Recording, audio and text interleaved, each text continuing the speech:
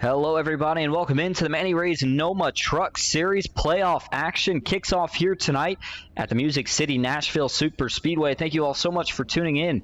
We're watching Austin Green on Ghost Racing Network. Drivers have gotten qualifying complete. The grid is sorted out. And before we get to any of your other pre-race festivities, let's look at your starting order. Bit of a smaller field than usual here tonight. Only 13 trucks, but taking the pole. Your first playoff driver in the field tonight, it's Justin Parham. David Traylor will roll off to his outside in second. Zach Stevens back in third with Kenneth Redinger in fourth.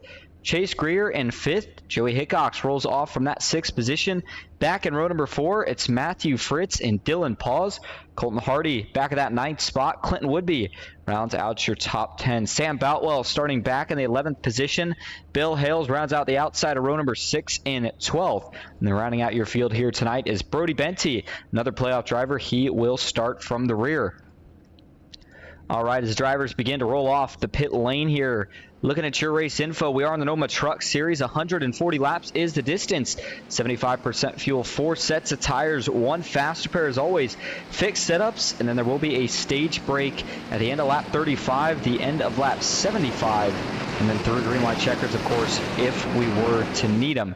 Now looking a little bit more in depth at Nashville Superspeedway. Before we get to that, let's note the weather outside. 74 degrees, 58% humidity, partly cloudy skies, winds at 7 miles an hour. So pretty fair conditions lead to fair conditions on track. 77 degrees is the starting track temp for this race, so should not be much of an issue for these drivers in terms of handling, at least from that aspect. But Nashville Superspeedway is a concrete oval, 1.3 miles in length, and 77 degrees. Again, it might be a cooler concrete oval, but pretty decent banking in the corners. Long straightaways. Runs kind of like a mix of Dover and a flat short track, if you could think of the two that way. Nonetheless, it's a good place to get the playoffs kicked off. Round of 16.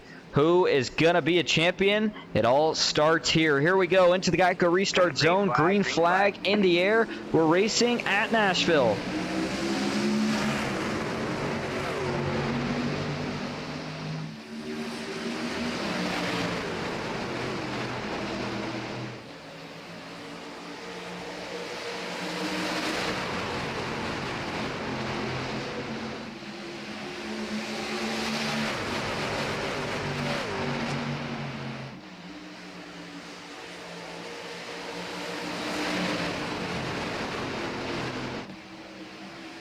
Crossing the line to lead lap 1, it is going to be the 19 of Justin Parham. David Traylor filed into that second spot, but he looks like he wants a little bit more here as they dive off into turn 1 for the second time here tonight. Now this track does drive a little different in 1 and 2 through 3 and 4. I've had a chance to put down quite a few laps here, and I'm telling you, it's been in the Xfinity cars, but these trucks with this new aero package, they are going to be really, really tough to hold on here tonight. We saw how they handled at Bristol last night in the Asphalt Outlaws truck race. I think you're going to see more of the same with guys having issues with the handling of these trucks, but so far so good. You see that sun continue to set behind the grandstands. In fact, if we look at the weather, right now sim time showing that it is just past 7 o'clock, so I don't know if we'll quite make it all the way to sundown before this race is over. We'll have to wait and see here. David Traylor still sitting in second, and it is Kenneth Redinger for Grandstand Racing filling in that final podium position. Joey Hickok's back in fourth, and by the way, you might have noticed, but every driver that has a P next to their name on the scoring tower is one of the drivers that is in the playoffs right now in the hunt for a championship. And you'll also notice that it'll say next to their driver info, round of 16, as again indicating that we are in the first round of the playoffs here tonight. And so we're going to have, I believe it's 2 races per round, the format this season. So we'll go to Nashville, and then we'll talk more about where we head next. But once we get through the round of 16, we'll narrow it down, eliminate 8 drivers, as it'll move us to the round of 8, and then we'll eliminate 4 more, what will ultimately be your championship race at Texas Motor Speedway to round out the season. 5 laps already in the books here in the Music City, and David Traylor doing a really nice job getting a little bit, I think he's a little faster than Parham right now, especially when he's using the outside through 1 and 2, but he just hasn't been able to find a way around yet. He's working, he's looking around, and the problem is he's got some pressure behind him. As you see, that sun is brutal coming through 3 and 4, and it's going to stay that way until it fades kind of behind the banking or the grandstands. But here you go. Let's take a lap with David Traylor here in the onboard view and show you the dashboard. Again, you get down into turn 1 and 2. It doesn't necessarily run like what you think when you hear the name Superspeedway. Down in the low 140 mile an hour range, something that maybe you'd see at a track like Dover, or maybe a track even a little smaller than that. But then the straights here, enough to get the trucks up to, nearly 170 miles an hour or so. And so David Traylor here pulling a bit of a draft off of Justin Parham. You can see as they get into turn 1, he's actually creeping just a bit over 170 miles an hour. But a lot of tire wear at this track, and you got to be careful because it's really easy to wear out that right front. You can see the Parham right now just playing defense. He knows that each lap here that he holds David Traylor off, the harder it's going to be for Traylor to get around. The 19 having that clean air. He's looking for another move here to the outside. Does he get there? Yes, he does. Here we go. David Traylor, he was trying, and he was finally able to set the move up the way he wanted. Ooh, but he's not going to be able to hang with him here in turn 1. And it's going to be really close. Holds on for now, but he's going to fall back behind the 19. Good fend off right there from Justin Parham. Draws right back even down the backstretch. So it seems like, at least from what we saw right there, Traylor was a bit better in 3 and 4. Parham, though, had the advantage in 1 and 2. Now, of course, you're going a little bit faster as you get into turn 1 and 2 than you are 3 and 4, as the front stretch being a little bit longer than the back straightaway. And I said that they run different. And I'll tell you what, 1 and 2 is a lot easier to run, in my opinion at least, than 3 and 4. 3 and 4 is a lot looser of a corner, and you got to be really, really careful when you're getting that throttle back down. Here's an onboard view from Justin Parham, who's stuck on the inside for the moment. So he gets down, wraps that yellow line, but then as you come up right here, you got to be nice and steady, trying to get back to the throttle. Able to do that, keeps it clean, but tell you what, as these two keep battling, look who they've pulled up into the mix. Redinger, who's been hanging around 3rd, he's up now, and he's maybe looking to see if he can split these two 3 wide, or maybe try to aid his teammate right here. Joey Hickok's, he is going to work his way into the battle as well. You see a couple of them with the NOMA special, I believe that's probably the NOMA playoff banner with the white background and the blue letters. But Joey right now in that 4th position, he is up 2 spots from where he started this race at. And as you go back a couple more, there's the 10 of Dylan Pauls. Good run for him early. He's up 3. And then Clinton Woodby, another one of the playoff drivers, sits in 6. Colton Hardy back in 7. There's Zach Stevens in 8th. Chase Greer in 9th. And Matthew Fritz, the Catman, rounding out your top 10. Brody Benty came up just a little bit shy of advancing in the playoffs in the Asphalt Outlaws Racing Truck Series. But here he is in the NOMA Truck Series. Looking to see if he can maybe grab his first championship over here. And I know we've mentioned this a couple times throughout the season, or just in general throughout my time broadcasting here, but the ultimate goal as a NOMA driver, because remember, these guys don't just have one series. We've seen multiple different series, of course, with the two big ones being the NOMA Truck Series and the NOMA Superspeedway Series. But this last offseason, we saw, of course, the NOMA Gen 6 Series. That happened on Thursdays. And if you flash back to not necessarily that one, but the two that I just named, the two trademark series, if you will, with the Superspeedway and the Truck Series, guess who got the title in both of them last season?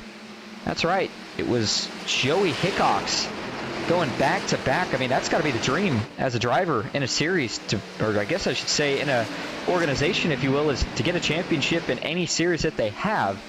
And of course, the Gen 6 series, Joey Hickox not able to pull in the title for that one, but he's looking to see if he can maybe repeat, go back-to-back this season. And Kenneth Redinger looking to see if he can reclaim his title after not last season, but the season before. He was your Truck Series champion. And that is another driver who has also captured a Super Speedway Series championship. Hope everybody's having a good Saturday evening. Looks like Nancy Hickox in the chat says, good evening, everyone. Hey, Austin, ready to watch some good racing? You got that right, Nancy. So far, so good. So far, so clean. Mark Stevens says, Steven Nation's in the house. And Raymond Daniel Sr. says, good luck, drivers, from Manny Rays.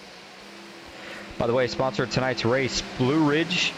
Of course, all the sponsors. You know, we don't really have, I think, specific sponsors for each race anymore. Of course, you got all the different sponsors and all they do for NOMA. Manny Rays, of course, being the top and the partnered sponsor.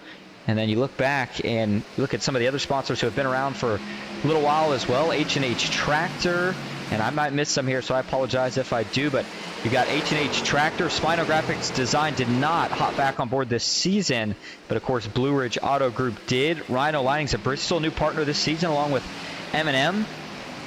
And then I think we got a couple others in there that I might be missing. Point is, NOMA could not be put on without all the help of the sponsors, so we appreciate everything they do. As we get back to the on-track action, 2x2 up front here. Redinger going to battle with David Trader, looking to the inside here as they dive into the corner. Redinger needs to get this spot here. The sooner the better. Don't want to waste tires or even time at that matter. Staying side by side with the guy for too long, but I think the reason he's able to get that position as easy as it looks like he's going to be able to here is the fact that Trailer was battling with Parham for so long. I think those two may have used their stuff up, and now it might become Redinger and Joey Hickox who've got themselves in the right position here.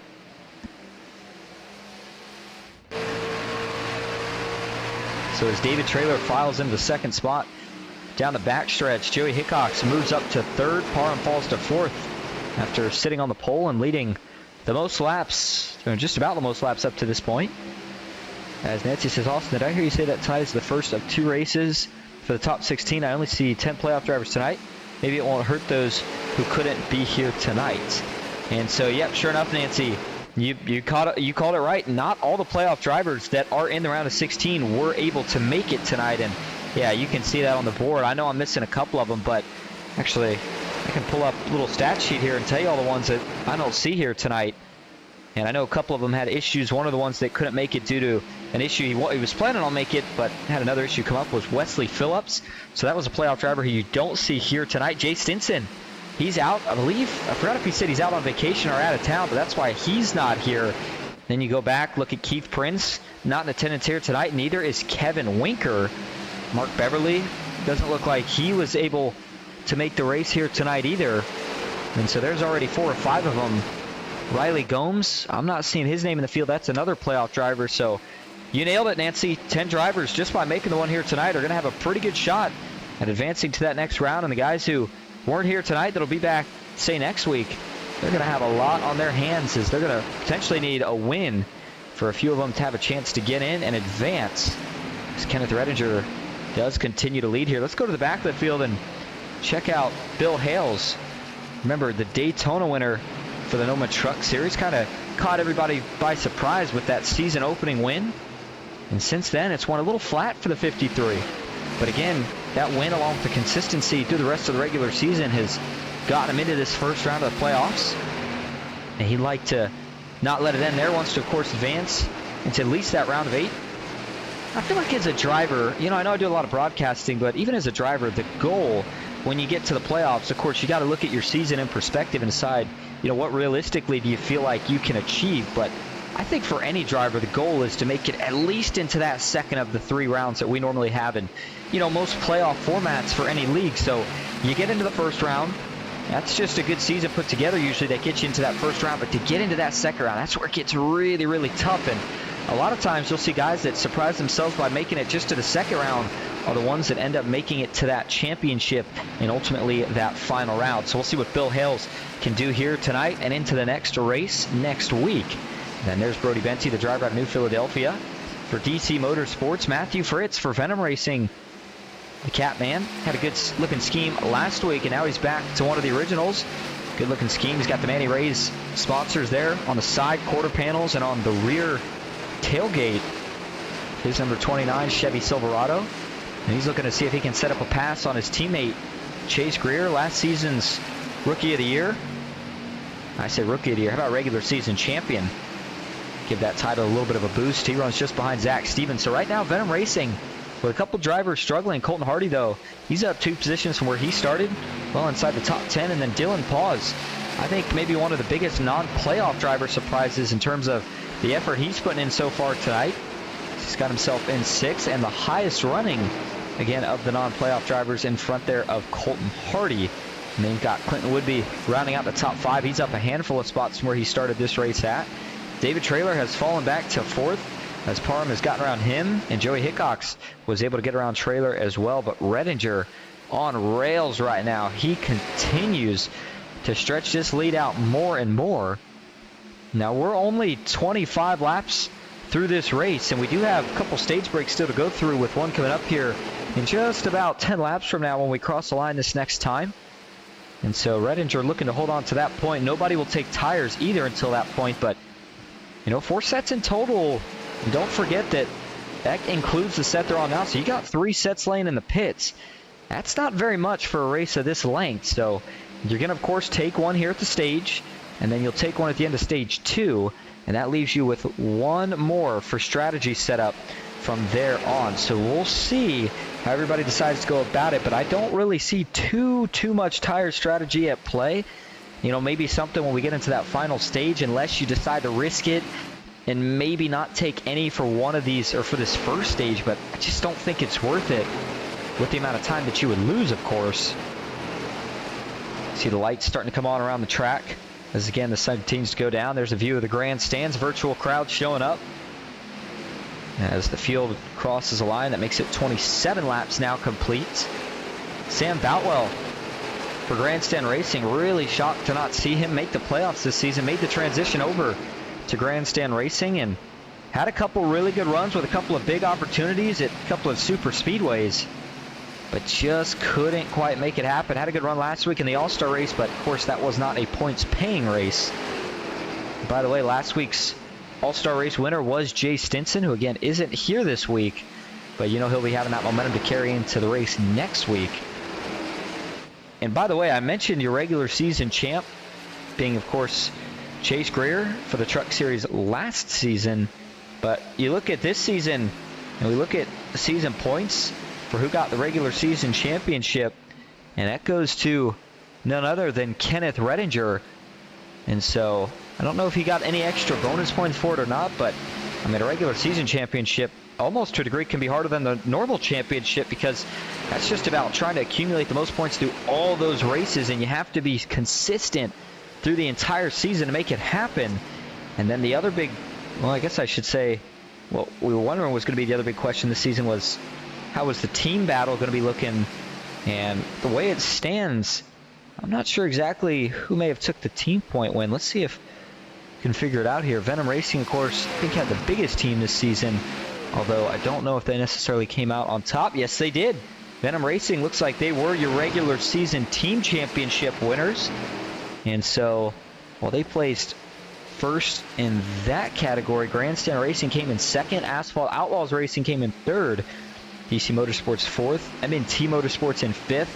Trackside Motorsports finished in sixth. Four Wide Racing seventh. The Blazing Bandits in eighth. And High Octane finished out the season in ninth. Joey Hickox still running a very, very consistent second place here tonight. He's been nice and smooth so far on the tires, kept that truck clean. The handling's looked pretty good for him so far. And looking to see if Joey can break out with another win here, maybe to get the playoffs kicked off. But this doesn't just go for him. This goes for everybody. They're going to have to find a way to put a stop to the 24 because, like I said, he's on rails right now as he continues to stretch that gap out as much as he can as we continue to approach the end of stage number 1. And so Joey Hickok's in second. Justin Parham rounds out the podium, and Parham is actually starting to track back down Joey Hickok's here. So we'll see if he can get back around the 3 truck and put Grandstand Racing 1-2 at the end of stage 1. Chase Greer, Clinton Woodby just outside the top 5. Dylan Paul is getting ready to be under pressure here from Colton Hardy. Hardy's got to run. Is he going to look to the inside? Yes, he does. Colton Hardy's going to try to see if he can complete the pass right here on the inside of the racetrack. There's the onboard view for the 95 truck. Just so smooth and steady back on the throttle out of the turn. And then Dylan Pauls, though, doesn't look like he's ready to necessarily just give it up, as he's going to stay side by side here with the 95 through turn 1 and 2. And now he's not going to be able to hold on, though, as he'll dart back down in line. Does he look for a crossover? Yes, he does. Dylan Pauls, you know, there's kind of that, I don't know if I want to call it mutual respect, but almost kind of seems like an agreement between drivers at certain points in the race of, hey man, it's early, you're faster than me, you can go. But then you've got the guys who you know, they're out here to race, and they're going to race every single lap, as Dylan Pauls just did. And now he's going to get bottlenecked a little bit just behind the 95 as Bill Hales had nowhere to go. Zach Stevens is going to take advantage.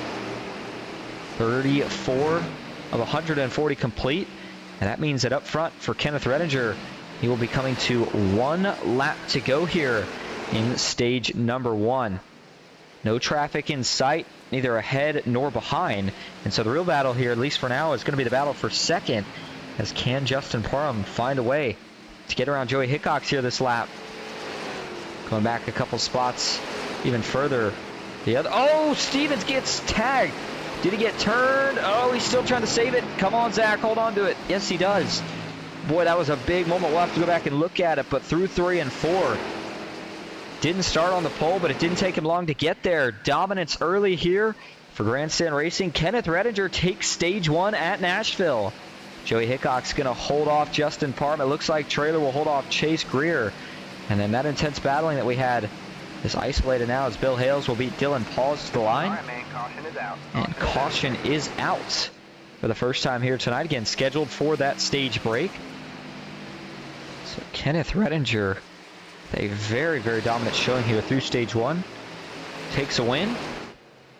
So let's go back here, back this up a lap and see what in the world happened here. Zach Stevens got tagged pretty hard from behind going into turn number 1. Actually, this was on the white flag lap by, looks like, was it Dylan Pauls? And, you know, was there something before this that I missed? I didn't think there was, unless, well, let's see here. Let's go to the gearbox view. Actually, we're going to go to the cockpit view instead for Dylan Pauls here. As this is going into turn 3. Well, Stevens certainly did cut him off a little bit there, but he was clear. Dylan, I don't think, appreciated that too much, and looks like he made it known maybe a little bit there through 3 and 4, but looks like he's going to try to make it known again here through 1 and 2. And yeah, I mean, you know, it could have been a mistake for sure for Dylan just getting in there too hot, but certainly if you listen closely there, doesn't really sound like he lifted off the throttle too much, if any, there before he made contact with the rear of the 33. Watch it slow. Watch the RPMs. Do they die out here? Maybe right at the last split second, but I'm not sure. It's certainly not the best look there for Dylan Pauls. You got to hope that wasn't any sort of retaliatory behavior right there. Again, maybe just slipped up. By no means am I trying to accuse him of anything. Just, again, a bit of an odd look. So Zach Stevens got a little bit of damage from that, but a phenomenal save by really everybody in that group to not bring out a caution there and let the stage finish naturally. So Redinger's going to bring it back out. He makes his pit stop. And we'll see if we can get a word with him here in just a moment. Going to take... actually, we'll wait. We'll wait on the break for now because I think these guys might be getting ready to go back green in just about a lap or two. So we'll save that for when we get back strung out, single file. So let's see if we can bring in your stage 1 winner here.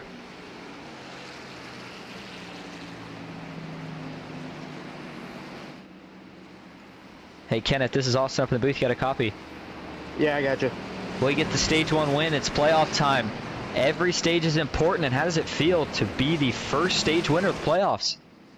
Yeah, it's pretty good. Yeah, you definitely want to start off without making any mistakes and doing everything right, so you're up here at the front and just making all the right decisions and not putting it in a wall or spinning off pit road and things like that.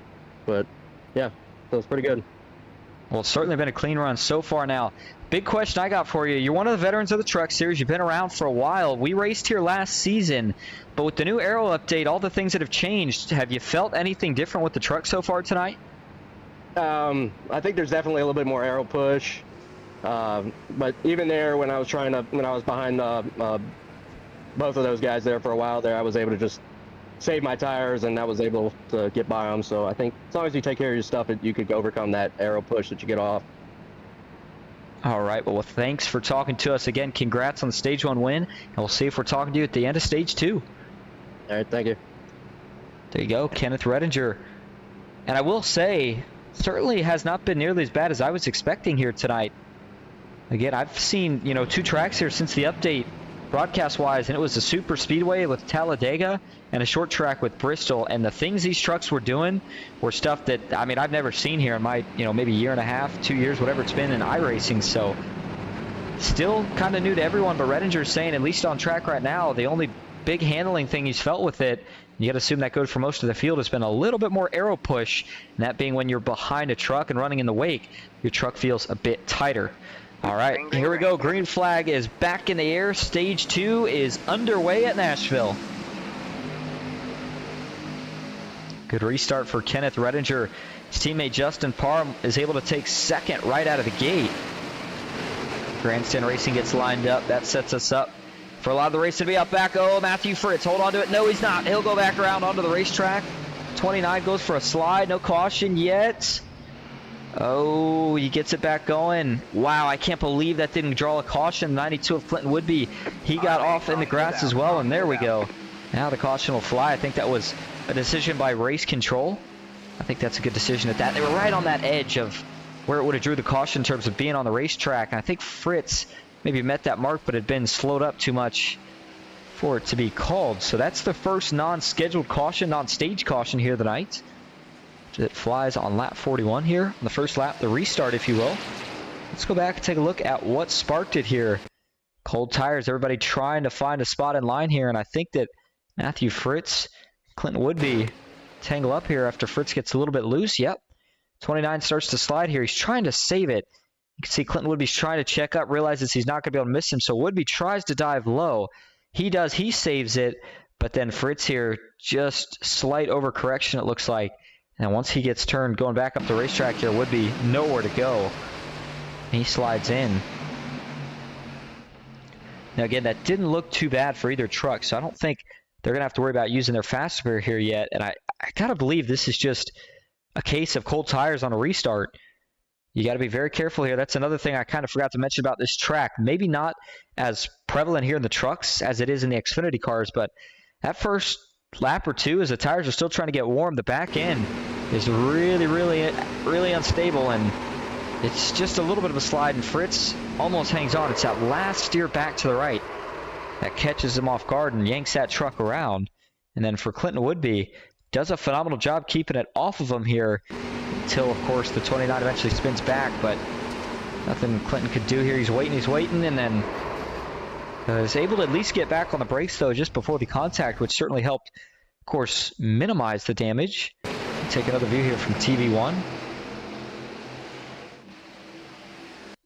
And that's a tough choice for Fritz, because with the way that truck was dicing around right there, he's trying to straighten it out, but at the same time, when that truck starts to point left there, that inside wall comes up quick here, and it's concrete. It does a lot of damage to these trucks, so I think Fritz maybe saw that and kind of reacted to that and decided, I got to try to do everything I can here to go back the other way and maybe just lock it down, because if I get, headed towards that inside wall, the result may not be too good. You see the rear tire slightly lift off the ground right there for Matthew Fritz, but quickly sets back down. And that's another new update, by the way. We haven't seen it here tonight. We may have got to see it last week in Atlanta if the update had been then, but with the new aero update, what it is the crashes are different now too. The biggest difference being, of course, that these trucks can now have blowovers, which in theory it is possible here, but it would have to kind of be, you know, somebody getting turned dead right or dead left at probably the end of the straightaway just before the braking zone when they're going, you know, 170 miles an hour. And even then, don't know if that's quite fast enough for these trucks to go all the way over, but maybe to at least get a little bit light off the ground. All right. So here we go. Lights are off on the pace truck, getting ready to go back to green flag racing. And now that looked like a pretty quick caution there, as might have only been 2 to 3 laps. So everybody's lined back up. Redinger and Parham, the two Grandstand Racing teammates, line up the front row. Joey Hickox back in third, David Traylor fourth, and Colton Hardy will round out your top 5. No pit stop expected here the rest of the way. Nobody goes in for tires. And so just like we were a couple laps ago, we are back to green flag racing here in stage number 2. And Redinger with another phenomenal jump, although that one looked a little early there for the 24. I think he's okay, but certainly maybe a little too close for comfort right there for Kenneth Redinger. Meanwhile, further back, middle of the pack, where all the action is, everybody trying to find a spot in line as Dylan Paul's on the inside of Sam Boutwell through 3 and 4. David Traylor clear of Colton Hardy as Joey Hickox. He now races side by side right here with Justin Parham. That's the battle for second. And remember, you don't want to burn your stuff up. That seemed like kind of the moral of the story from what we saw in stage 1. Redinger was able to get up there nice and smooth after the front two used their tires up, and then he got by so quick, didn't have to waste much tire in the process of passing, and then from there he set sail, which it looks like he's already trying to do here tonight, or here in stage 2. He's already got himself up almost 3/4 of a second on second place here. Now remember, at the end of stage 2 is going to be at lap 70, or rather the end of lap 70, so that'll be the start of 71, and that means that we are just about 25 laps or so away. Again, no pit stop expected here. It's all about gaining whatever track position you can get for that pit stop that we'll see at the end of stage 2 to set yourself up for what'll be about probably the final 60 laps or so once we go back green for stage number 3. Joey Hickox, Justin Parham, these two have been side by side now for probably the better of 3 to 4 laps. And sooner or later, something's got to give here. Somebody's going to get a little argy-pargy. You got to wonder here, how long can Joey make this inside work? How long can Parham make this outside work? Somebody has got to gain the advantage sooner or later. David Traylor, I think right now, is licking his chops, just waiting for one of these two to fade and then going to try to take advantage of both. He knows what happens when you race too long side by side. It happened to him in the first stage, so he's trying to be the guy that doesn't let that happen this time around. As he continues to fend off Chase Greer, and there you go. Something finally does give, and it's Joey Hickox. Justin Parham will reclaim that second position, as looks like the gap may actually be starting to close up a little bit here on Kenneth Redinger, at least since Parham was able to get back clear of Joey Hickox. Got it down just that lap by about a tenth and a half. So as they cross the stripe, the gap is now almost down to half a second. And again, here in the early going, you know, you get a little bit of draft down the straight, so if you can hang even in the corner, you can maybe pull up slowly, but you start to use a lot of tire the more aggressive you get. And Parham right now is still dealing with a mirrorful of Joey Hickox, and that is not helping his case in trying to go track down that 24 machine. Long single file train after that, at least all the way back through what is the majority of this field, and the rest of this field is Matthew Fritz back in 13th. Looks like he's not really been able to recover, at least not yet, from that incident that brought out the last caution just about 10 laps or so ago.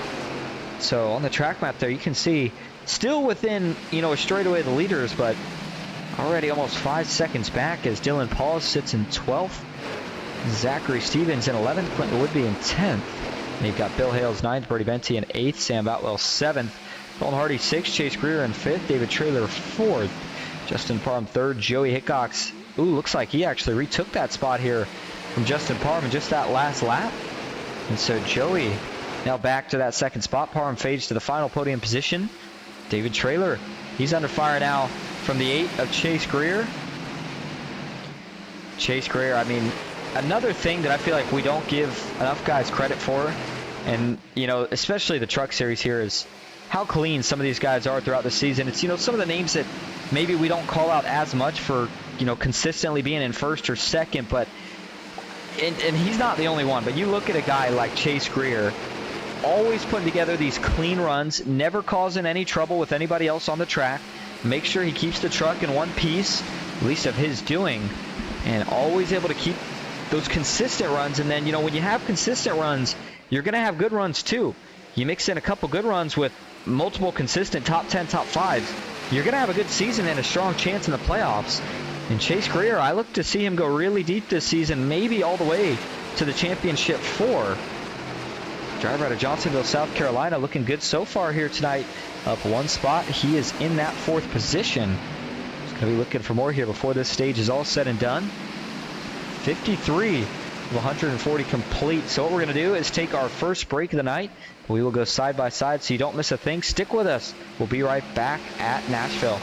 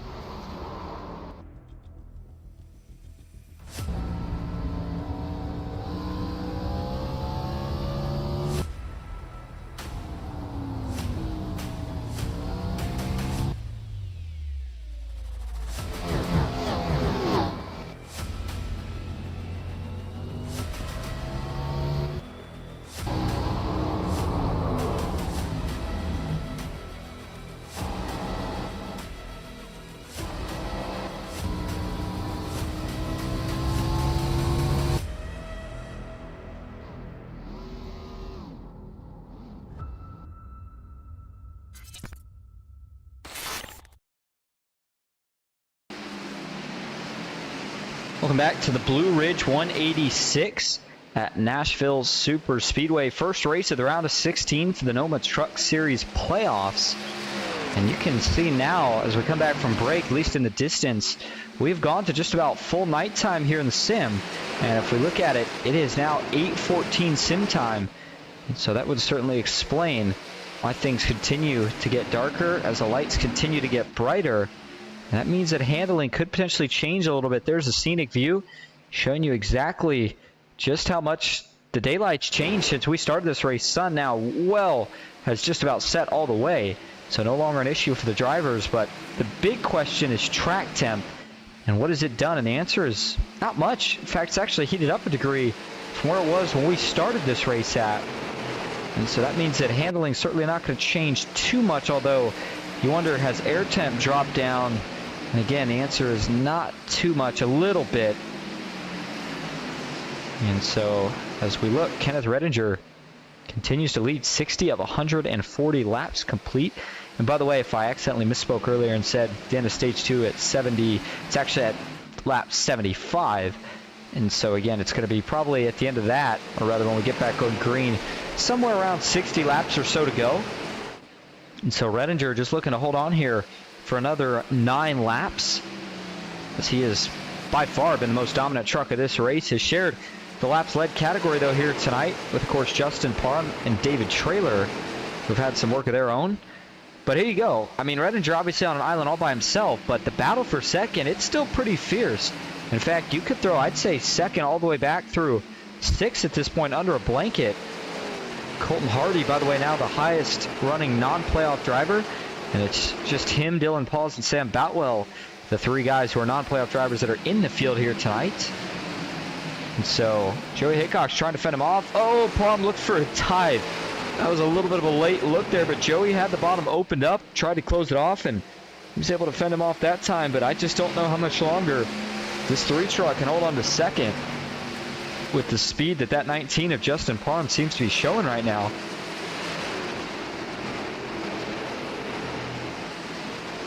And remember, earlier we saw, you know, David Traylor really kind of be the only guy to work a little bit of a lane higher. But since then, everybody's kind of filed into the same groove. We're not seeing really any multi-groove racing, I would say, at this point. We'll go back third in line here. This is David Traylor, and watch all 3 of these trucks as they get into the next corner. There's really not going to be anywhere to necessarily go, as they all are going to dive in. Just about all of them file to the exact same point on the racetrack. Chase Greer tried a little bit of a higher entry, and it does help him out here on exit as Oud and Parham tag the wall. The 8's looking for a move. The 19 will throw a block. But my point with that is that, you know, we go to a lot of tracks. You can make different lanes work. That's how you make passing work. And, you know, Redinger talked about the aero wash, how brutal it is. With everybody having to kind of run the same groove, it's making passing a really, really tough task so far here tonight. We haven't seen much of it after maybe the first 10 laps or so of a restart. One of the things that you get with concrete oval that's configured the way Nashville is. Again, high speeds down the straights, but pretty tight, medium banked corners here. So it's been fun, though, watching these guys here tonight take on the challenge. Everybody's been doing a phenomenal job at it. And, you know, wondered how many cautions we would have. Even with a small field, you can still have quite a few, but everybody's kept it clean. We only had that one caution that was for an incident, and that was, of course, with Matthew Fritz and Clinton Woodby. By the way, getting another quick update on them. Brody Benty has now fallen to the truck in last place as he is 7 seconds behind everybody. Matthew Fritz has caught a group after being way, way back, and it looks like it's Zach Stevens and Dylan Pauls that he will be trying to get around here in just a moment. And then Clinton Woodby is back up to 8th after that incident. That puts him up 2 positions from where he started this race at. And so as see Woodby cross the line, Redinger working his way right now through Nashville Superspeedway turn number 2. And again, still has what's going to be 7 laps to go here, or rather 8 laps to go in the stage when he crosses the line this time. And so everybody's taking notes. Again, there was no pit stop expected in the stage after we had that first caution. But you know that there is going to be a pit stop expected in that final stage. As there's David Traylor giving a little bump draft to Chase Greer. But you know there's going to be a green flag stop in that final stage. And, you know, you might be thinking to yourself right now, if you're, say, Joey Hickok or Justin Parham, well, we didn't quite have the speed to go after the 24 being on the same tires. So you got to try something different, at least if you want a chance at the win. And I think the best way to do that here would be try to short pit and then see just how good is clean air here. It seemed like Justin Parham was able to fend off Redinger and a couple others for a pretty decent amount of time when he had the clean air. But, I mean, I just don't think that you can let this... If you let the 24 truck beat you on the pit strategy, you're not even going to have a chance. You got to find a way to get out in front of him when everything cycles through, of course, in that final stage. But as for this stage, as long as we don't have any caution here in the next 5 or 6 laps, Redinger is going to be home with a sweep, or a chance at a sweep, as he will have captured stage 1 and 2. And now when we came to Nashville here last season, things were a bit messier. Had a couple things that, you know, maybe didn't go a couple guys' way, but overall, it is one of the coolest tracks that we go to throughout the season. A lot of drivers love it. Some guys hate it. But last week with the All-Star break at Atlanta, not necessarily many notes to take from there. As, of course, Atlanta, a mile and a half, the race is like a super speedway. Nashville, again, completely different. The only other concrete oval that these guys would even have a chance to potentially see would be a track like Dover, which wasn't even on the schedule this season. And so Joey Hickox continues to fend off the charge from the 19 of Parham, who we said this earlier, but the other way around, which in this case, well, actually we said it earlier with David Traylor and Justin Parham, but in this case it's Parham and Joey, where I think that Justin's a little bit quicker than Joey right now at just about every point of the racetrack, but he just can't get around him. He can't jump to the outside here because it just doesn't look like there's really much, if any, grip. And, you know, he could try to move Joey, but it's probably not going to end too well. And, you know, at short tracks like a Martinsville, maybe at Bristol, you can see that move work, but going a little bit too fast to the corners here to be getting contact and getting a little bit physical just puts too much risk in it, as we saw with Zach Stevens and Dylan Pauls earlier.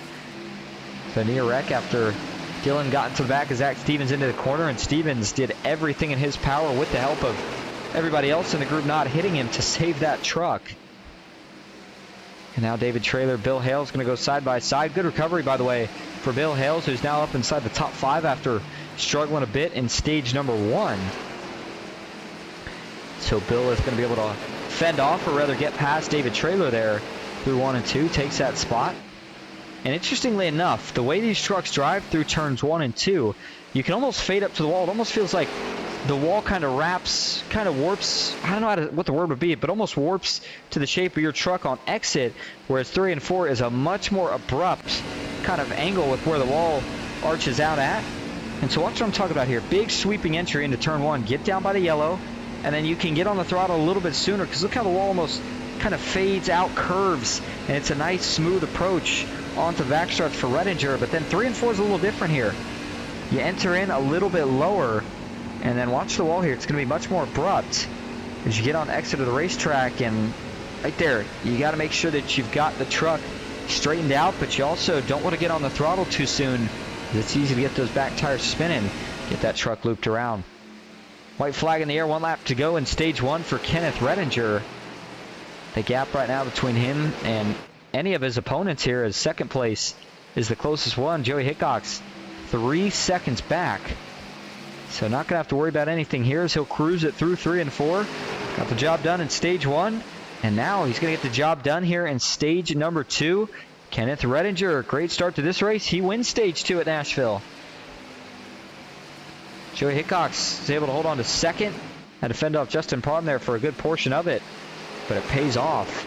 And then Parham rounds out podium here for the stage. All right, so caution is out. Kenneth Redinger, your stage winner, and now you're going to see everybody come in, take what's going to be that second set of tires gone here tonight. And so while they all do that, what we're going to go ahead and do is take another quick break. We're going to go side by side so you don't miss a thing. Stick with us. We'll talk to one of the drivers when we come back.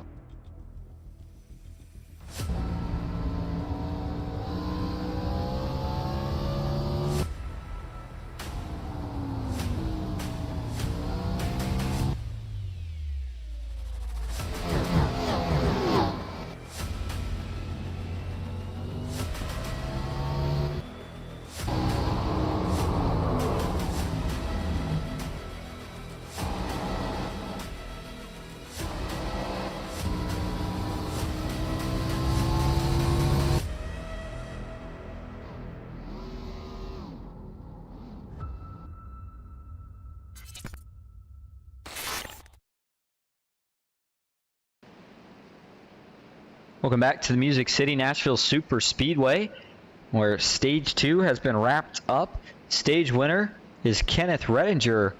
And I know I said we were going to get a word with the driver, but you can see that just as we got back, they have the one-to-go signal. I don't think we're quite going to have enough time, or at least not for these guys to get prepared at least. So we'll leave everybody alone here, and if we get another caution, we'll bring somebody up. I initially planned, though, to bring up Bill Hales here, because the story of him in this race is probably one equally as impressive as what Kenneth Redinger's doing. He started back in the 12th position, and he's now got himself through. And this wasn't just like a quick, through pit stops or something. This took him the entirety of 2 stages to do, but he's got himself now inside the top 5, and he's going to be in pretty good position here for this restart, as we're going to go back green with 80 laps complete. So that means it'll be 60 to go here at Nashville, or 61 to go rather. And that's still a little bit, about 15 laps further than we went even in stage 1, or rather even more than that. So point being here, I think you're going to for sure see a green flag stop. Question's going to be, when do you make that stop?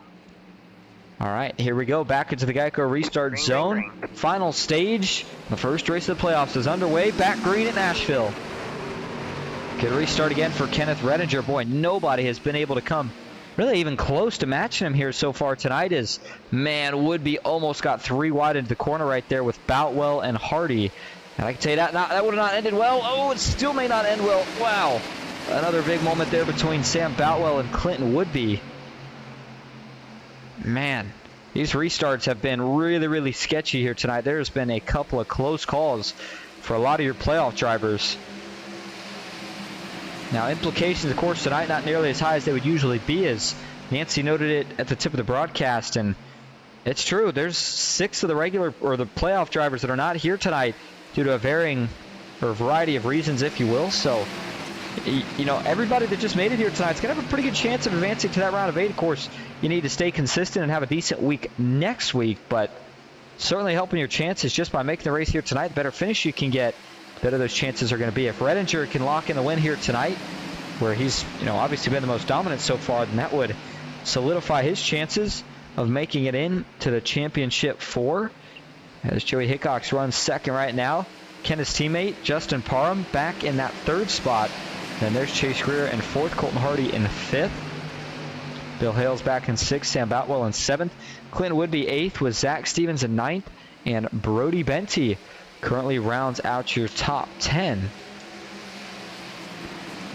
All right, so 24 continuing to lead here. It does give us a moment here to briefly talk about what the upcoming schedule is looking like here for, of course, the rest of the season, which also includes, I wanted to go to the schedule, which also includes where we're going to head next week and where we were here tonight. So Nashville Superspeedway, race we're in right now, was the opener for the playoffs, and then next week we head to Sin City, Las Vegas. That's going to be a fun track to call, in the sense of, I will say it's not necessarily the most fun track to race as a driver, but it's really similar to what you'd see at maybe a Talladega or a Daytona for, the first half to 3/4 of a run. And then at the end is finally where those tires start to come into play, and the guys who saved a little bit are the fastest at the end of a run. Once we've completed Vegas next week, we'll knock off the bottom 8 drivers and move on to the round of 8, where we go to Chicagoland for the first race and then Kansas for the second race in that round. And then that will knock off 4 more until we've only got 4 left. That will be your championship 4, and we will head to Texas Motor Speedway to crown a champion. That is what the rest of the season is, of course, looking like. By the way, where we head next here on Ghost Racing Network is going to be on Monday night to the Fast Track Sim Racing Cup Series, as they head to Sonoma for some more road course action. If you're just tuning in, we appreciate you being here. Hope you're having a good Saturday night. As these guys continue to go at it. Sam Boutwell just ahead of this battle between Clinton Woodby and Zachary Stevens. Ooh, Stevens with a big slider. Clinton Woodby looking for a crossover here off at 2. That was a risky move, to say the least, by Stevens, but I think it's going to pay off here as he's holding clear here into turn number 3. Woodby tries to get back to the inside, but just nothing doing there, not quite able to. Back up front, Kenneth Redinger. He's got some breathing room here, but not as big of a lead as he's had on these past couple runs, and I wonder if Joey's changed something around or if he's just getting a little bit better here as we continue to go on through this race. But sitting about 0.3 of a second back, and then Justin Parham about 0.7 back. And Chase Greer, the last car that you could throw under a blanket here for this first place battle, sits just under a second back in 4th, and there's Colton Hardy in 5th. Single file through the middle portions of the field, but up front it is still Kenneth Redinger. He's led the most here tonight, so if you're just tuning in, that's been the dominant truck. We'll see if it continues that way. Dylan Paws, on the other hand, back in 13th right now, struggling a little bit as he's fallen to, looks like almost 7 seconds back here. David Traylor in 12th, Matthew Fritz in 11th. And all these trucks that are back here right now, and Traylor, remember, he had great speed early, so not sure what happened to 54, but it seems like he's kind of fallen off a cliff here. They're going to need some cautions here or something to try to get the spark going and get back to the front. As now Zach Stevens goes to battle here with Sam Boutwell. He's looking to pick up another position. This would be the 7th spot, and he's going to get it. Did a similar move to what he did on Clinton Woodby, and it pays off right there, as again it does get him another spot, and it'll put him up to 7th now as Boutwell falls to 8th, maybe potentially getting ready to fall to 9th here if Woodby can find a way around.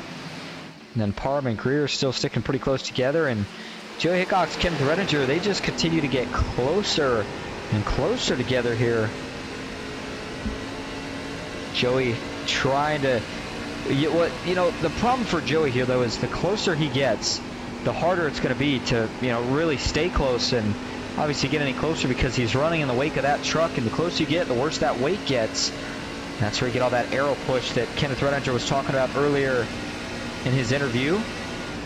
And so Joey might try things a little different here. I'll tell you what though, one thing he's certainly doing right now is he is sending it through these corners. He is going to be wearing his stuff out here, and that's all fine and dandy right now while he's catching the 24. The problem is it's almost like a mask. It's not going to be able to last forever, and it's not the true identity of what this truck's going to be through the entire run, because it's only temporary. When you're working your stuff that hard, it's going to give you short run speed, but ultimately it's going to be a bad trade-off for how much long run speed you lose. As Joey a little bit smoother that time, but he is still really putting a lot of strain on the right front and even the right rear here off the corner of his truck. And so Parham, who sits just under a second back, don't be surprised if he starts to reel at least the 3 truck, maybe the 9th, or maybe his teammate in the 24 as well here, as we continue to go on through this final stage. But with 93 complete, another thing you got to start thinking about, which maybe this is part of, I don't know if I will call it the strategy, if you will, that Joey Hickox maybe has schemed up right now, which is just, you wonder, is it something to do with, is he going to pit here maybe a bit on the earlier side, so he's just trying to use these tires up, stay as close as he can, and then of course grab that final set on the pit stop? Because I believe the window should open, 75% fuel to track like this, it should open somewhere around 100. Maybe if you want to play it really extra safe, you go to, say, lap 110, but at that point, 30 to 40 laps, these trucks should be able to make that even on 75% fuel. But if we get another caution at any point, that is going to shake up the strategy big time. And then, of course, that adds some pressure to Kenneth Redinger, as he'll have to worry about another restart, even though he's had the most dominant truck of the night. So as they cross the stripe that time, it's 95 laps complete. And we're in the Music City, so how about a little crank it up here at Nashville? Here we go.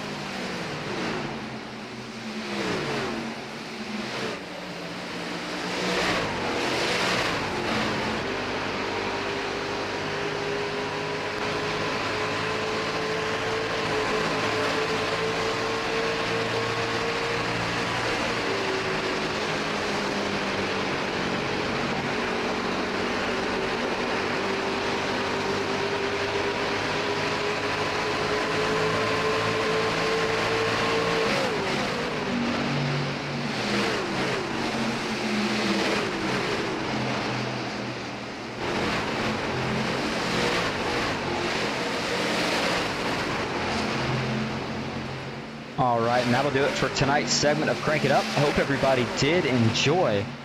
Always love doing that segment, especially at tracks that have any of the static camera setups, which are the ones there where you saw guys flying by the wall. Some of the best tracks we have, and in fact, I don't know if we don't go back there to, or we don't go back to a super speedway this season, but Talladega and Daytona, we have some really cool cams for those tracks as well. 100 laps complete, and Kenneth Redinger is still your leader. And well, I told you that Joey Hickox, it was one of those things where it's only temporary. If you've got short run speed on fixed setups like that, it means that you're doing something wrong. And in his case, he was using his stuff up way too much, and as a result, Joey Hickox has now fallen back to almost 2 seconds behind the back bumper of Kenneth Redinger. Now the good thing though here for Joey is it seems like he's doing a good job of fending off that 19 of Justin Parham. Now how long that'll last, I'm not sure, but still, again, a pit stop to go, and we're still a little bit unsure on the exact timing for that pit stop. I just don't see any way that anybody could make it, at least not that I know of. And so with that knowledge, yeah, should be at least one more pit stop. Question's going to be who goes in first, at least who goes in first in regards to your top 5, I would say. Redinger, with as big of a lead as he's got, I don't think he wants to go in first. I think he is more than okay with being one of the last guys to go in, if not the last guy to go in. That way he can be on offense for the rest of the race. But we're slowly but surely now starting to close in towards the end of this one. Again, 102 complete. That leaves us with, well, 103 now. 38 laps to go here in Music City. And so we're starting to run out of time here. And with the way cautions have been here tonight and only seeing one, I wouldn't necessarily expect another one as a driver. So you really got to start and think about how you're going to lock in your strategy here for a green flag run all the way to the finish. Whether that means you change your pit strategy, whether that means you want to get a little bit more aggressive now, get a little bit more conservative now, save some stuff. But whatever the case may be, this final stop is going to be filling it up with fuel and taking 4 tires. As we see Matthew Fritz in the 29 working his way off of turn 4 through the front straightaway across the stripes. I want to see, we go on the track map here, we do now officially have at least one truck a lap down. Going to get a couple more here. As I wonder if we have some pit stops underway. Looks like we indeed do. Clinton Woodby, he is currently down in his pit box. And so the 92, well, looks like Clinton Woodby's in his pit box, but that's for a different reason.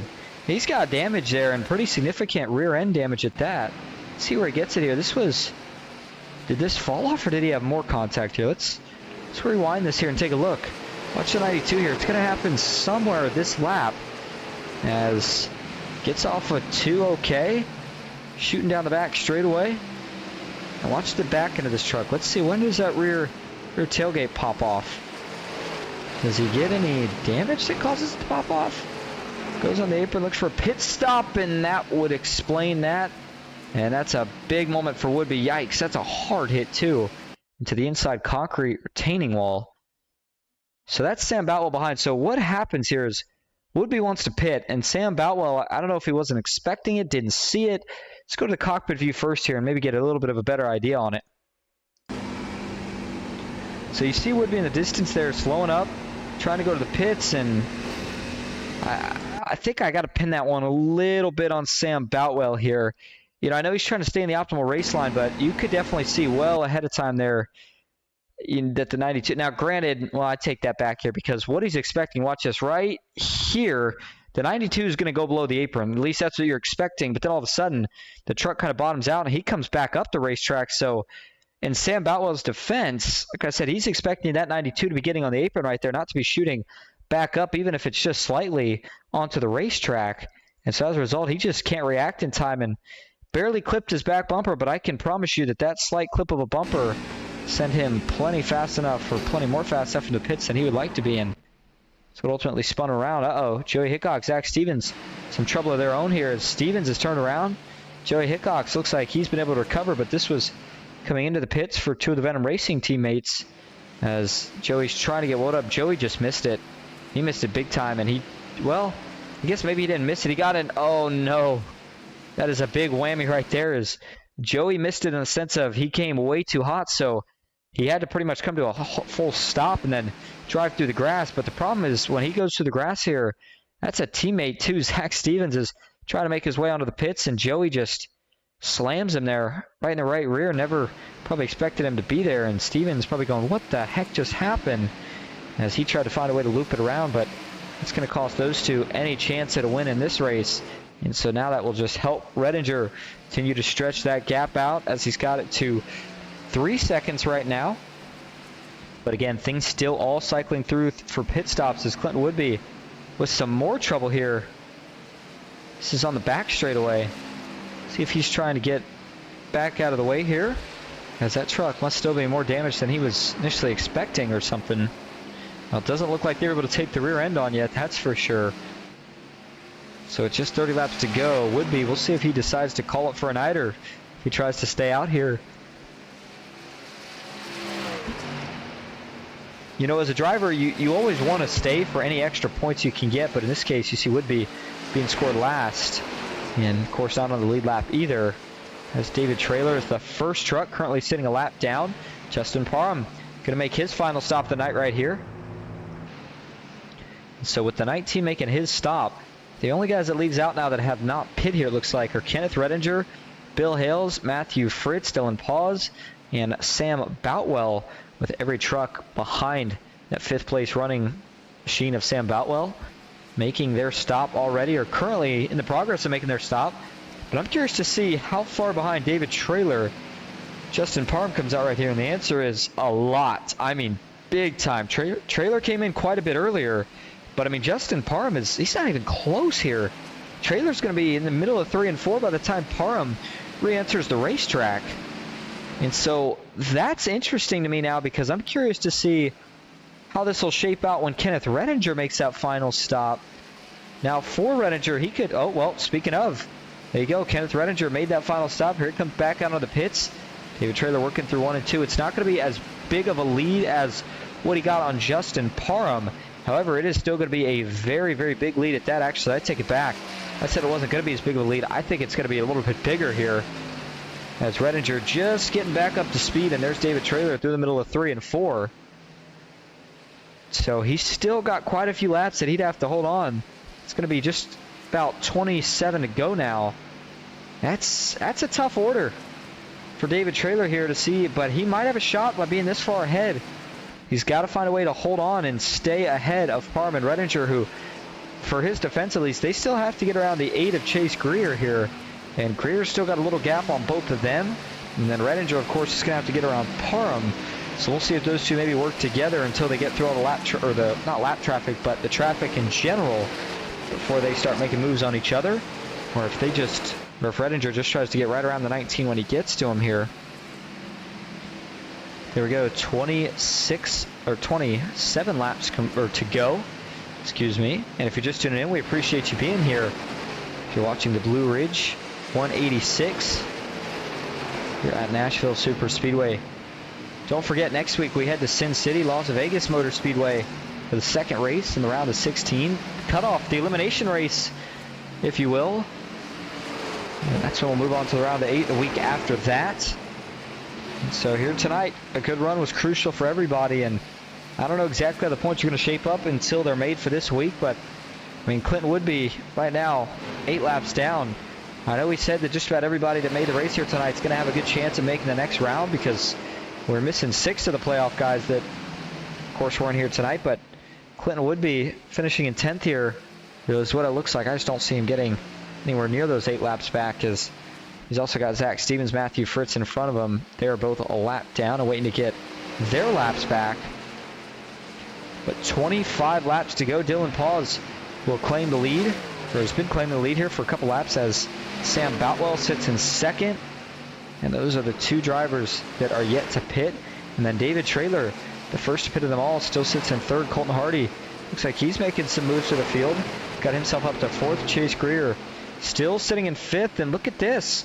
Parham and Redinger still not have been able to get by just yet. And I got to think that maybe they're starting to get a little bit desperate, a little bit antsy here, because Traylor's, they still got a long ways to go to get to David Traylor with what is just 23 laps to go here. So we'll see what they decide to do here, if they start amping up the pressure or if maybe David Traylor was able to pull off one of the biggest upset strategies of the season here tonight.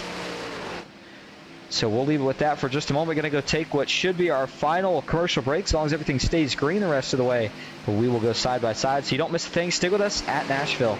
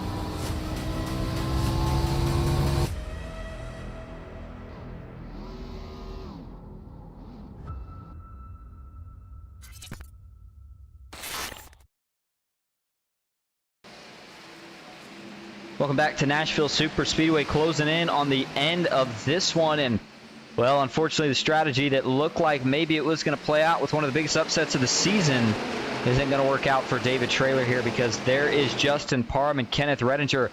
They're hungry to get by here, but they got to be careful. They almost all just tangled up right there off of turn 2, and Traylor's not going to try to make or let this be an easy pass, but there's just not much he can do. Just way older tires. And so now that'll transition the battle between the 54 and Grandstand Racing to, well, within Grandstand Racing. Parham takes over for now, but you know Redinger is going to be soon to get by that 54 as well. Or at least that's the game plan here. Question is, how long can David Traylor try to hold him off? Doesn't look like it's going to be very long at all. We got a couple trucks merging back out onto the racetrack. That is Sam Boutwell and Clinton Woodby, as it looks like Woodby has gotten that truck completely repaired up. But with just 17 laps to go, what would a caution change at this point? I don't think anybody's got a set of tires left. And if it stays green, this is what we came to see right here. Who's going to show up and show out here tonight? And it comes down to the two Grandstand Racing teammates. Justin Parham right now has the lead, and we will see if he can find a way to hold on to it.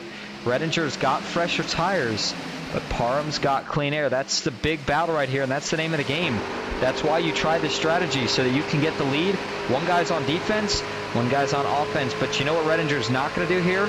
He's not going to overuse his stuff. He's got to run here. Does he look to take it? He's going to look to the outside. Nothing doing there. He'll look for a diamond down. Ooh, Parham's got to watch out right here. Redinger, he's looking for a crossover on exit. Is he going to get it? He's got to run. Looks to the inside here. Can he get to the quarter panel? No, he can't. Redinger's going to fade back. So he'll stay poised and ready this time, but no move to be made. By the way, David Traylor continues to fade back, already almost 2 3/4 back from these two leaders. So tires, it seems like they held on pretty good for a while there, but then when the fall off hit, I mean, it hit like a brick wall. And now it's just, oh, side by side though. Up front now, there's Kenneth Redinger. Is going to get clear? Yes, he does. Kenneth Redinger takes the lead. And ladies and gentlemen, that might be the final lead change that we see here tonight. Kenneth Redinger, who's been on rails, takes the lead, and he's going to get in front of these lappers for the right corner. That's going to hold Parham up, and now they'll jump by down the straight. Now they're going to actually affect Redinger a little bit in this next corner, but I just don't think that Parham has the tires this late in the run to try to get back to him. And so either way, it'd still be a good night for Grandstand Racing with a 1-2 finish.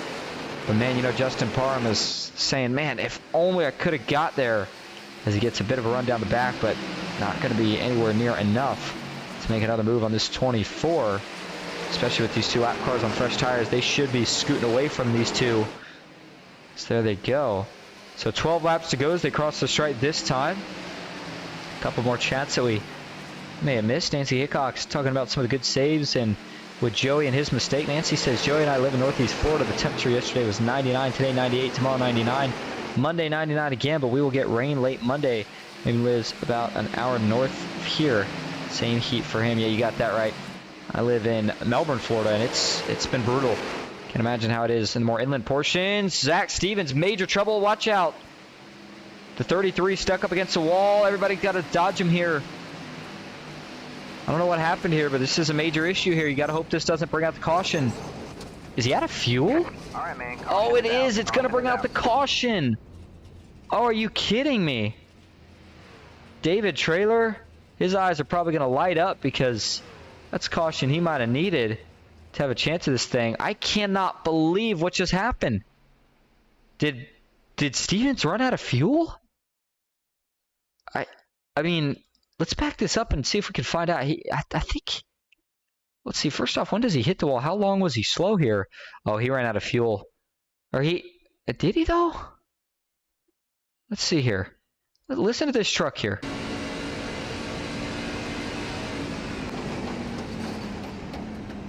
I'm not sure. I was trying to see if that was a sputter right before. Was it sputtering down the back? Here we go.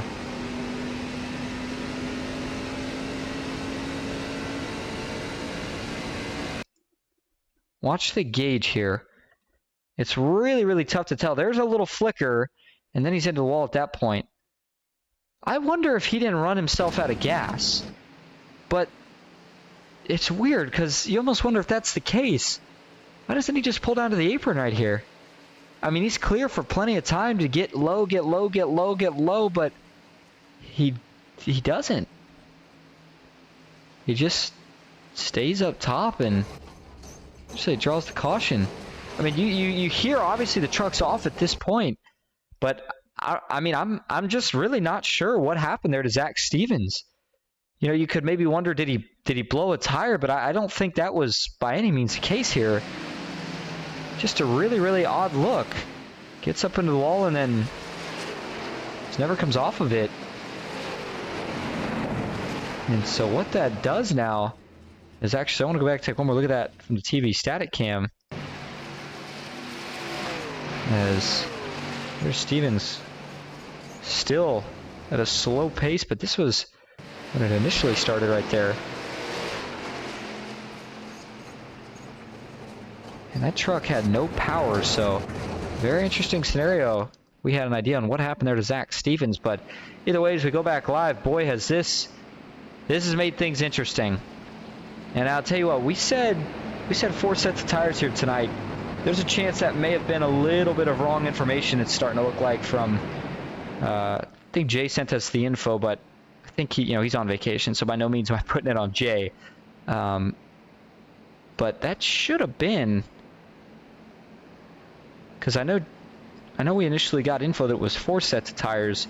Now, unless that was 4 sitting in the pits, usually that includes one they have. The point is, these guys must have had an extra set sitting around because a lot of them went into pit right here with only a couple staying out. So it certainly changed quite a few things around here, including the running order. And now this is going to be chaos all the way through to the finish, as looks like we've got, well, we had the one to go briefly, but the lights quickly go back on the pace truck. And so it'll be either a 5 or 6 lap to go restart. Still going to have to make it all the way to the white flag before the race is official. So we could see potentially a couple overtimes here. Because we know how things start to get. You get one caution, and cautions tend to breed cautions. But as for the running order as they stand for now, Sam Boutwell, he's being scored as your leader. Non-playoff driver, but still looking to steal what would be his first win of the season. He could get the job done here tonight. Then there's the 8 of Chase Greer, who sits in second. Colton Hardy third. Joey Hickox needed that caution after making the mistake going into the pits. He's got himself now back up in fourth. Bill Hales in fifth. Dylan Paul sixth. And there's some of the tire strategy calls from a couple of your leaders. Justin Parham, Kenneth Redinger sits 7th and 8th. Brody Benty back in 9th. And David Traylor rounds out your top 10. Matthew Fritz back in 11th. And Zach Stevens still sitting in the pits right now with issues. And then Clinton Woodby rounds out the field. He is 13th and still 7 laps down. So we'll see what Woodby can do. All right, so as we get ready to go back green, good time to say, again, thank you all so much that have been tuning in here tonight, just tuning in tonight, whatever the case may be. We appreciate you spending a little bit of time on your Saturday night. And there you go. Zach Stevens says steering wheel disconnected. And so, yeah, that certainly would explain it then. Well, I'll tell you what, it might have been for the best that it disconnected the way it did to keep it up along the wall. Then, you know, if it would have disconnected, say, down the straight or something, and where it just yanks it completely full lock left or something. So, all right, well, that explains the issues there for Zach Stevens then. So it wasn't fuel, it wasn't a tire, it was a technical issue. Tough break, but Zach, we certainly appreciate you hopping in here and letting us know. All right, so here we go. Field lined up, 2 by 2, tight formation, and 2 guys that have not been on the front row all night are going to start on it right here. Can Boutwell get enough of a jump? If it was an overtime, I'd say he's got a great chance here. So if you're the 47, might be hoping for an early caution, and I'll tell you what, he might get it because they are going to be aggressive. Here we go. 6-lap sprint to decide the first race. In the round of 16, green flag back in the air at Nashville. Good restart for Sam Boutwell further back. Watch for that 24 and the 19. A couple others to be trying to dice through this field as quick as possible. Oh, the 47 is going to get turned. Sam Boutwell goes around back into traffic. Huge hit for the 47. The 8 of Chase Greer as well. He almost goes upside down as Joey Hickox is in it. And multiple others. Boutwell will come to a halt. He's going to have to tow. Joey Hickox, he's banged up. Chase Greer's got some pretty heavy damage.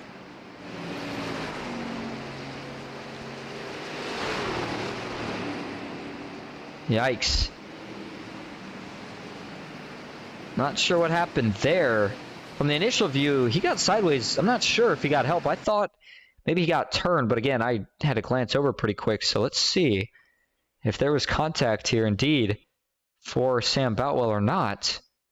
And now just behind him was Colton Hardy here. Now, again, it's cold tires, so it's very possible here that he could have just gotten loose.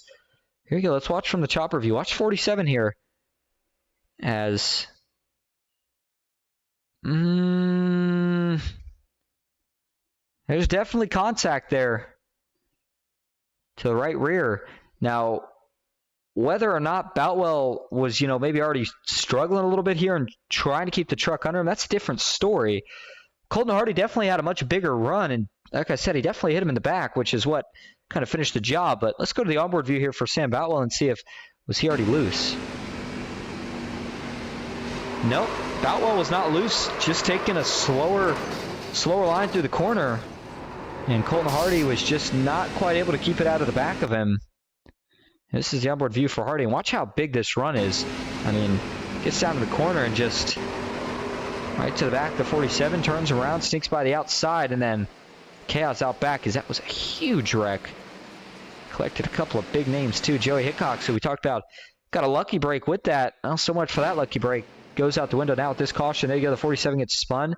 There's the hit by Chase Greer. And then Joey Hickox is going to have nowhere to go as him and Dylan Paws both pile in. Chase Greer gets tagged almost upside down as David Traylor sneaks by on the inside somehow. So it looks like it's going to go down as about a 4-truck wreck. Take a couple more angles of this one here. There's contact. Big hit. That'll be a fast pair for Boutwell and Greer for sure. Probably Joey Hickox and Dylan Paws too, to be honest, as they both hit that wall pretty hard. It's just hard racing. I mean, at the end of the day, everybody's going for it here at the end. Hardy may not be in the playoffs, but neither is Boutwell. They both want to win here, gain some confidence toward the end of the season. And that was, a complete accident from Colton Hardy, but I'm sure Boutwell isn't wanting to hear that right now. That brought what looked like a good strategy call, maybe a chance for the 47 to a brief halt. I want to take one more view of this before we go back live, and it's an onboard view here with David Traylor as he saw this happen in front of him and just barely snuck by on the inside. Watch this. Oh my goodness. He saw the underbelly there of Chase Greer, and oh, I didn't see this. Watch just in front of this. We had a second wreck. So watch this. Chase Greer, man, that is a gnarly camera view. But look at this. Justin Parham tries to save it, and he goes around, and he's going to collect his teammate.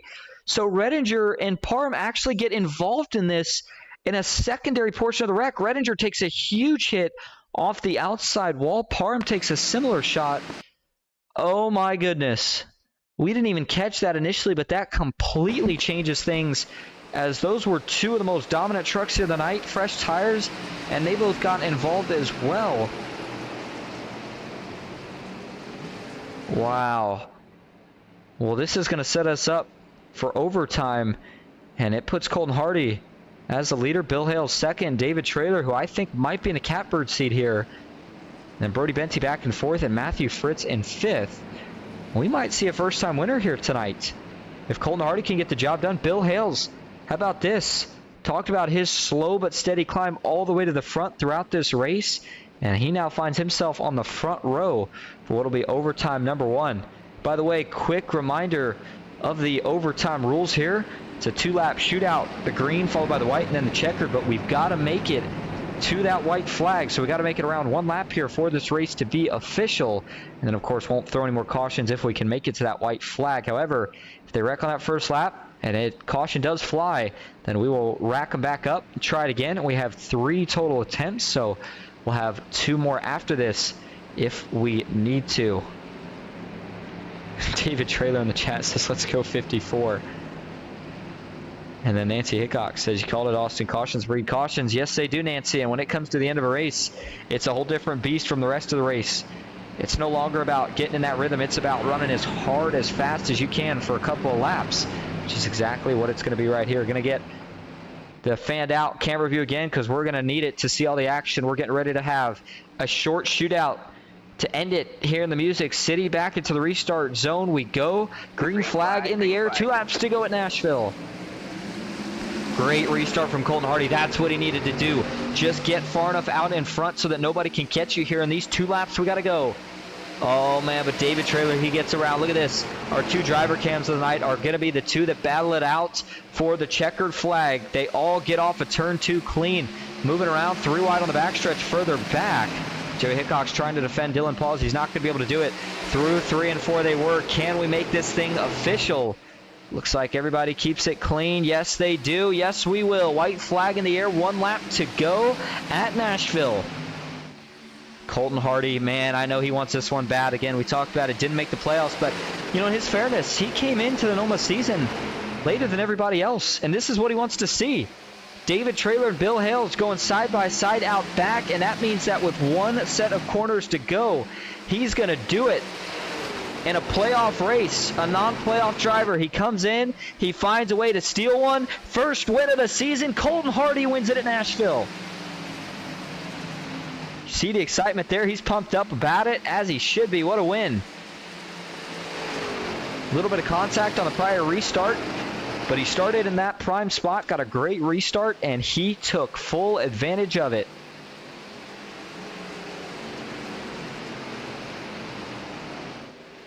Boy, what a time to get your first career win at a concrete oval. Nashville Superspeedway. We'll take a look at the results here just briefly as he comes around to burn down and celebrate. Colton Hardy again is your race winner here in the Music City. David Traylor brings home second. Bill Hales in third. Matthew Fritz fourth. Kenneth Redinger in fifth. Justin Parham in sixth. Brady Benty in seventh. Dylan Pauls eighth. Joey Hickok in ninth. And Chase Greer rounds out your top 10. Clinton Woodby 11th. Sam Boutwell in 12th. And Zach Stevens rounds out the field tonight. He finishes in 13th. See if the static cam can get it. Now, just off of camera there.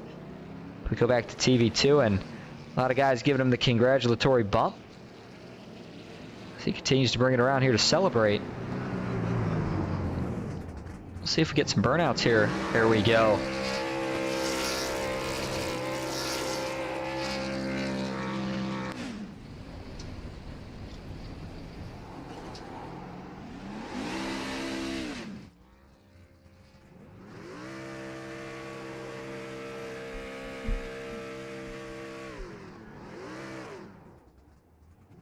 All right, so as Clinton Woodby continues to burn it down here at Nashville, we are going to go get your top 3 in here for interviews. Stick with us.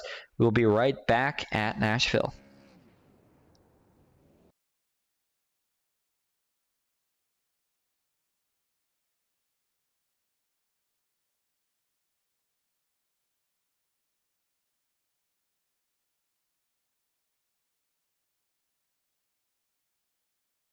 All right, back live at Nashville Superspeedway. Going to start first here tonight with your 3rd place finisher, Bill Hales. Bill, this is Austin in the booth. You got a copy?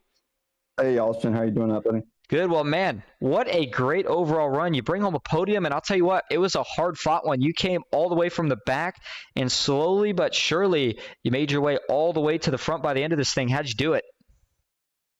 Just taking care of my tires, man. I wanted to start at the back and just rode, and then gradually after about 20 laps, I was about 2/10 faster than the leader. I just worked my way to the middle, and then got to work myself into the top 5 and just try to stay there the second run. And then that last restart, I just didn't get a good start. And congratulations to Colton. You run a good race tonight.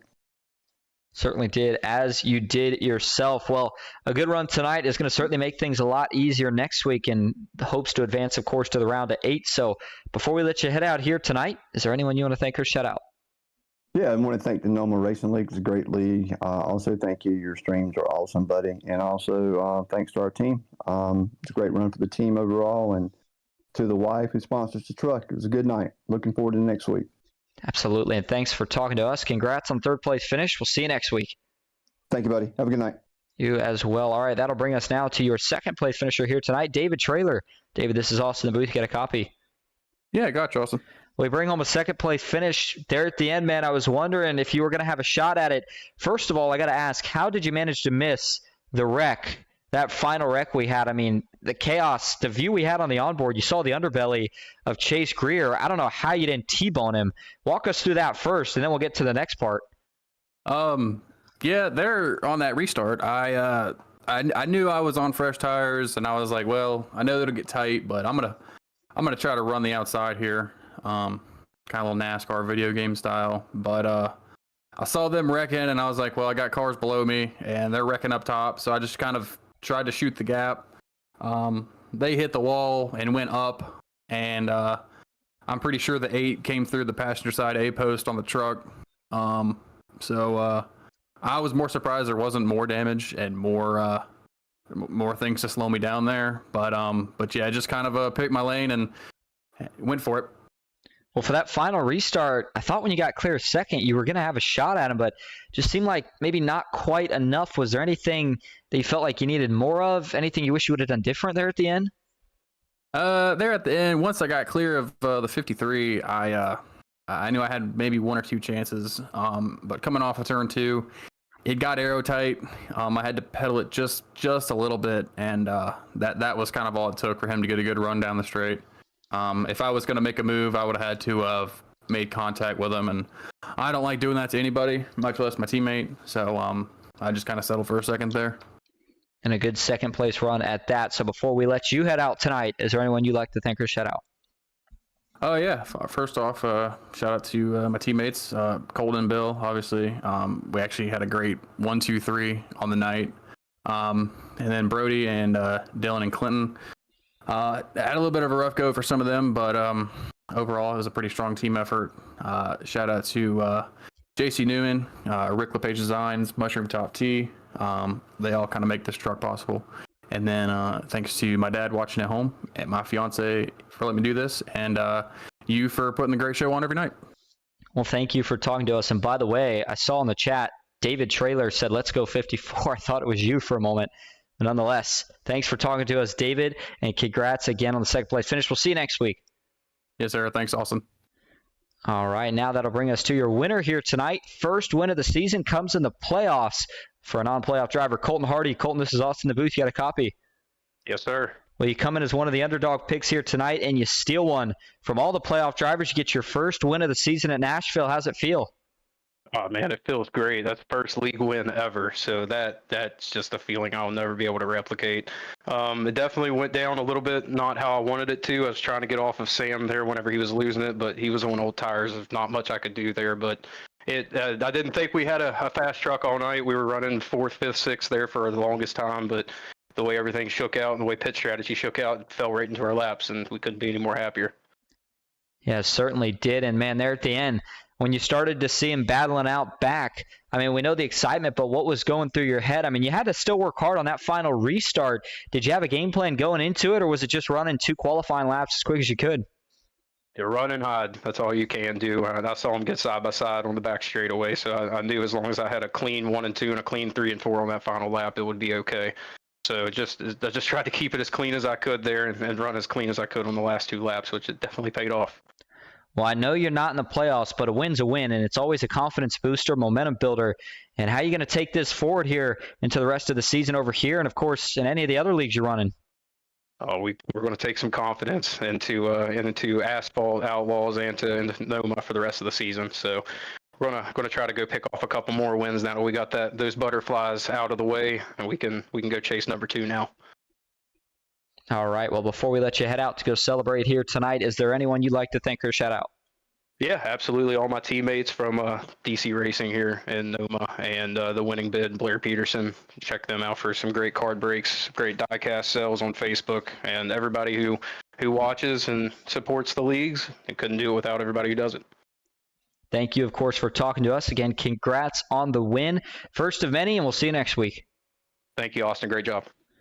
All right, there you go. Colton Hardy is your winner tonight at Nashville. What a win it was. What a reaction. Great to see it, as that is going to wrap things up here tonight. Thank you all so much for tuning in. Again, we'll be back next week for the second race of the round of 16. I hope everybody did enjoy. That'll do it for me, Austin Green, here on Ghost Racing Network. Till next time, have a good night.